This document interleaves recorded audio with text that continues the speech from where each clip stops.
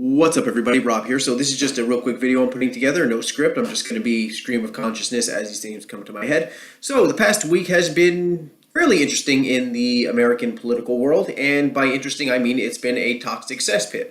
Now, of course, I am referring to the Brett Kavanaugh nomination hearings and everything associated with that, and I'm not going to be going to that into specific details. There are plenty of other people who are pontificating about these things, and I'm not going to be one of them. I mean, I might slip in a little bit here and there, but basically this is about something else related, but not directly involved with it. And specifically, this involves the idea of innocent until proven guilty. Now, the idea that someone is innocent until proven guilty is the hallmark of our justice system. If somebody is accused of a crime, it is the burden of the person making the accusations to prove it. Evidence must be gathered and presented in a public manner, and the guilt of the person accused must be established beyond the shadow of any reasonable doubt. Now, in regards to Brett Kavanaugh and everything involved with that, we are talking about alleged sexual assault or sexual misconduct. And small aside here, it's amazing how it went from Brett Kavanaugh might have groped somebody in college to he was in high school running pedophile underground gang rape rings. Like, he kind of escalated that one a little bit too quickly, but, it's another matter for another day. And other people are explaining that far better than I can. But these are very serious allegations, and I just want to make this painfully clear in case there's anybody listening to this that I'm somehow a rape apologist. If somebody is actually confirmed, 100% confirmed to be a rapist, for real, like, not we're making accusations, but like confirmed, we got, absolute overwhelming evidence. I want that guy's head on a spike, Game of Thrones style. And that's not a metaphor for something. I literally want the guy, oh, look, my cat just walked in. Yeah, okay. Not distracting. I'm not going to edit that out. But I want that guy's head on a spike for real as a warning to the others. That is not a metaphor for something. I literally think we need to bring back public beheadings. I'm totally fine with that. But again, capital punishment's another discussion for another day. And because the punishment should be severe, and it should be severe, we need to be absolutely damn sure we are getting the right person, that the person actually 100% committed the crime. It is better that we let some guilty people go free than an innocent person to be punished without just cause. Now, again, because I'm a masochist, I've been spending a great deal of time on the internet, and there's been tons of discussion, and by discussion I mean incoherent screeching about this subject. And apparently what I just said is rape apology and hate speech. Because apparently the mere accusation of being a rapist or pretty much any crime is proof enough that somebody actually committed that crime.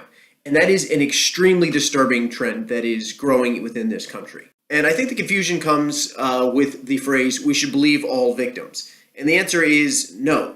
We shouldn't believe all victims. What we should do is take all victims seriously. I think that's the issue here. Should everyone be believed? Anybody who accuses somebody else of a crime, should they immediately believed and take their word as hard fact? No, absolutely not. They should be taken seriously.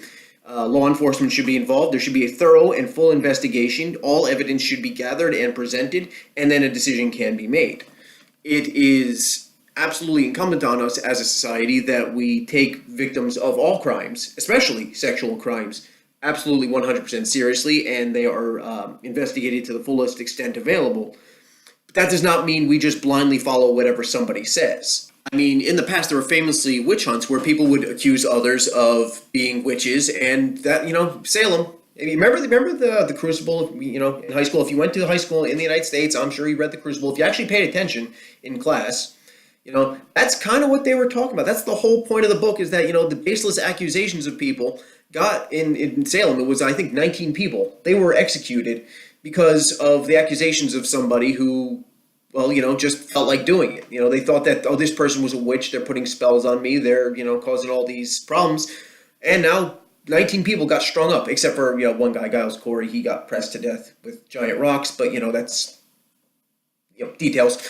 Point is, 19 people died because of, they just believed what was said to them. There was no evidence presented. And anytime anybody leveled any kind of defense, like, no, I'm not a witch. Oh, well, denial. If you're denying it, you must be a witch. Only a witch would deny that they're a witch.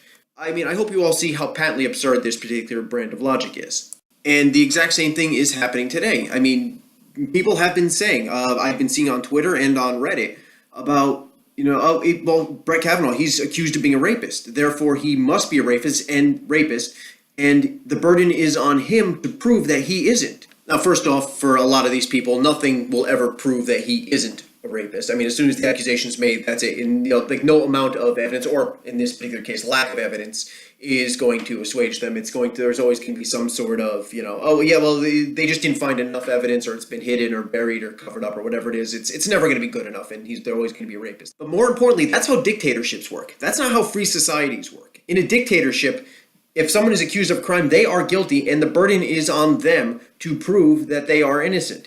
And more often than not, that's still not good enough. And they get sent off to jail anyway. It just becomes, our legal system will then become just nothing more than a kangaroo court with people just randomly accusing other people without any sort of evidence or proof of any wrongdoing. And that's a horrible, horrifying society to live in.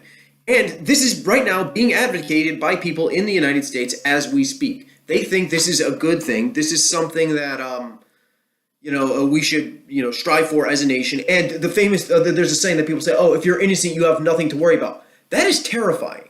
That is utterly terrifying, the notion that if you are truly innocent, you can have your life utterly turned upside down just on the mere word of somebody else. That's insane. That people think that that's a good thing, that that's something worth advocating for, and that's something that needs to happen. Look, when it comes right down to it, people are petty, people are vindictive, people are jealous of others, and people are just psychotic. And people will be accusing other people of all sorts of heinous crimes without any sort of evidence. And we're going to destroy completely innocent people's lives just because of, these petty human emotions. I mean, society will be thrown into a gulag of its own making. Now, people have been saying, well, it's not really, this isn't about the legal system. The legal system is something else. This is more of a job interview, right? It's a job interview, and therefore the innocence until proven guilty idea really doesn't factor in here. Yes, it does. It absolutely does. It doesn't have to be necessarily just crime and punishment here. Just the idea that somebody's life can be adversely affected in any way based on the baseless accusations of another person is a terrifying thought. I mean, think about it. It could be anything from, being a Supreme Court justice all the way down to sweeping the floors of a grocery store. It doesn't matter. The point is, your life, anybody's life, should not be adversely affected based on the mere word of another person. And to say or believe otherwise is utterly insane. So to sum it all up, the idea that somebody can be accused of a crime and that simply is enough, just the accusation is enough to completely destroy their lives, should terrify everybody. That should be something that we should be fighting against, the idea of which we should be fighting against as a nation and as a society. Any accusation should be taken seriously and investigated to the fullest extent available, and after thorough investigation, we can then come to some sort of conclusion. But up until that point, the accused is to be considered completely innocent of whatever it is they were accused of. What can be asserted without evidence can be dismissed without evidence. And I just want to point out that the idea of guilt by mere accusation is ultimately going to harm women too. And what's going to happen is if the mere accusation of sexual misconduct is enough to make a man completely guilty, men are just going to stop associating with women. I mean, basically, you're proving MGTOW right and other similar groups and movements. Men are going to look at this and go, look, I don't want to be accused of rape. I don't want to have my reputation ruined. I don't want to go to jail. I don't want to have any of the issues involved with this. So I'm just not going to interact with women at all. I'm not going to hire them for my jobs. I'm not going to promote them. If I'm a senior member of a business or something like that, I'm not going to mentor women at all. I'm just going to have nothing to do with them. Because, you know what? All it takes is one word from her and I'm dead. That's it. My life is over with. The accusation is going to stick with me for the rest of my life. And honestly, I don't need that. And there's going to be some people out there that are going to say, oh, women never lie about these sort of things. Yes, women do. Not always. I'm not saying all.